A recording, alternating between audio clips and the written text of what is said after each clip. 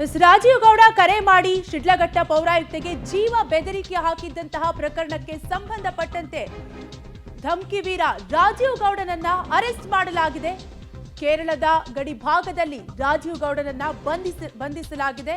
10 ದಿನಗಳಿಂದ ನಾಪತ್ತೆಯಾಗಿದ್ದ ರಾಜೀವ್ ಗೌಡಗಾಗಿ ಪೊಲೀಸರು ಹುಡುಕಾಟವನ್ನ ನಡೆಸಿದ್ರು. ಶಿಡ್ಲಘಟ್ಟ ಪೌರಾಯುಕ್ತೆ ಅಮೃತ ಗೌಡಗೆ ಕರೆ ಮಾಡಿ ಬೆದರಿಕೆಯನ್ನ ಹಾಕಿದ್ರು. ಇದೇ ಪ್ರಕರಣಕ್ಕೆ ಸಂಬಂಧಪಟ್ಟಂತೆ ಕಳೆದ 10 ದಿನಗಳ ಹಿಂದೆಯೇ ಈತನ ವಿರುದ್ಧ ಕೇಸ್ ಕೂಡ ದಾಖಲಾಗಿತ್ತು. ಆದರೆ 10 ದಿನಗಳಿಂದಲೂ ಕೂಡ ರಾಜೀವ್ ಗೌಡ ನಾಪತ್ತೆಯಾಗಿದ್ದ. ಈತನಿಗಾಗಿ ಪೊಲೀಸರು ಹುಡುಕಾಟವನ್ನು ಕೂಡ ನಡೆಸಿದ್ರು, ತನಿಖೆಯನ್ನು ಕೂಡ ನಡೆಸ್ತಾ ಇದ್ರು. ಈಗ ಧಮ್ಕಿ ವೀರ ರಾಜೀವ್ ಗೌಡನನ್ನ ಅರೆಸ್ಟ್ ಮಾಡಲಾಗಿದೆ. ಕೇರಳದ ಗಡಿ ಭಾಗದಲ್ಲಿ ರಾಜೀವ್ ಗೌಡನನ್ನ ಪೊಲೀಸರು ಅರೆಸ್ಟ್ ಮಾಡಿದ್ದಾರೆ. ಒಟ್ಟಾರೆಯಾಗಿ 10 ದಿನಗಳಿಂದ ರಾಜೀವ್ ಗೌಡ ನಾಪತ್ತೆಯಾಗಿದ್ದ. ಶಿಡ್ಲಘಟ್ಟ ಪೌರಾಯುಕ್ತೆ ಅಮೃತ ಗೌಡಗೆ ಜೀವ ಬೆದರಿಕೆ ಹಾಕಿದ್ದ ಪ್ರಕರಣಕ್ಕೆ ಸಂಬಂಧಪಟ್ಟಂತೆ ಈತನ ವಿರುದ್ಧ ಕೇಸ್ ದಾಖಲಾಗಿತ್ತು.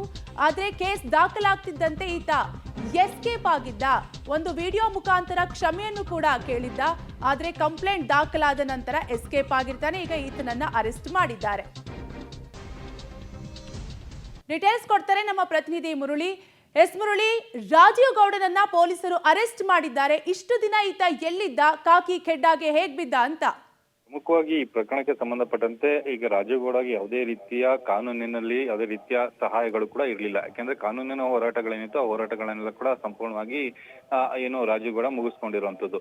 ಯಾಕಂದ್ರೆ ಹೈಕೋರ್ಟ್ ನಲ್ಲಿ ಈಗಾಗಲೇ FIR ಸ್ಕ್ವಾಶ್ ಏನಿತ್ತು, FIR ಸ್ಕ್ವಾಶ್ಗೆ ಸಂಬಂಧಪಟ್ಟಂತೆ ಹೋಗಿದ್ರು. ಆ ಸಂದರ್ಭದಲ್ಲಿ ಕೂಡ ಆತನ ಅರ್ಜಿ ವಜಾ ಆಗಿತ್ತು. ಜೊತೆಗೆ ನಿರೀಕ್ಷಣಾ ಜಾಮೀನಿನ ಅರ್ಜಿ ಏನಿತ್ತು, ನಿರೀಕ್ಷಣಾ ಜಾಮೀನಿನ ಅರ್ಜಿನೂ ಕೂಡ ಈಗಾಗಲೇ ಚಿಂತಾಮಣಿಯ ಸೆಷನ್ಸ್ ಕೋರ್ಟ್ ವಜಾವನ್ನ ಮಾಡಿತ್ತು. ವಜಾವನ್ನ ಮಾಡಿದ ಬಳಿಕ ಇನ್ನ ಆಯ್ಕೆ ಇದ್ದಿದ್ದಂಥದ್ದು ಕೇವಲ ಆತನ ಬಂಧನ ಆಗ್ಬೇಕಾಯ್ತು. ಆ ಬಂಧನಕ್ಕೆ ಸಂಬಂಧಪಟ್ಟಂತೆ ಪೊಲೀಸರು ಸಾಕಷ್ಟು ಕಾರ್ಯಾಚರಣೆಯನ್ನ ಮಾಡ್ತಾ ಇದ್ರು. ಕಾರ್ಯಾಚರಣೆಯನ್ನ ಮಾಡೋ ಸಂದರ್ಭದಲ್ಲಿ ಇವತ್ತು ಸರಿಸುಮಾರು 3 ಗಂಟೆ ಸಂದರ್ಭ ಕೇರಳದ ಗಡಿ ಭಾಗದಲ್ಲಿ ಆತನನ್ನ ಬಂಧನಕ್ಕೆ ಒಳಪಡಿಸಿದ್ದಾರೆ ಅನ್ನೋದ್ರ ಬಗ್ಗೆ ಮಾಹಿತಿಗಳು ಸಿಗ್ತಾರಂತದ್ದು.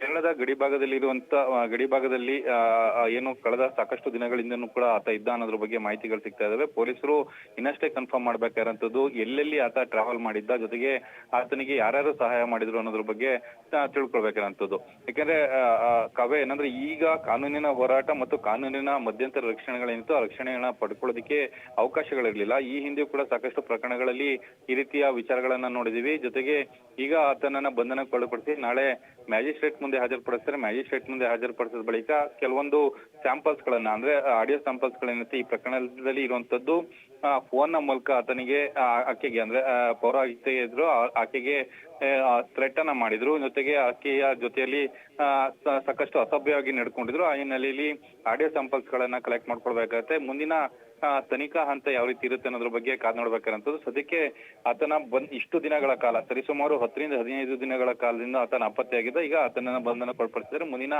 ಪ್ರಕ್ರಿಯೆಗಳೇನಿತ್ತು ಆ ಪ್ರಕ್ರಿಯೆಗಳನ್ನ ಈಗ ಪೊಲೀಸರು ಮಾಡ್ಬೇಕಾಗಿರೋಂಥದ್ದು. ಕಾವ್ಯ, ಥ್ಯಾಂಕ್ ಯು ಮುರಳೀಧರ್ ಡೀಟೇಲ್ಸ್ಗಾಗಿ.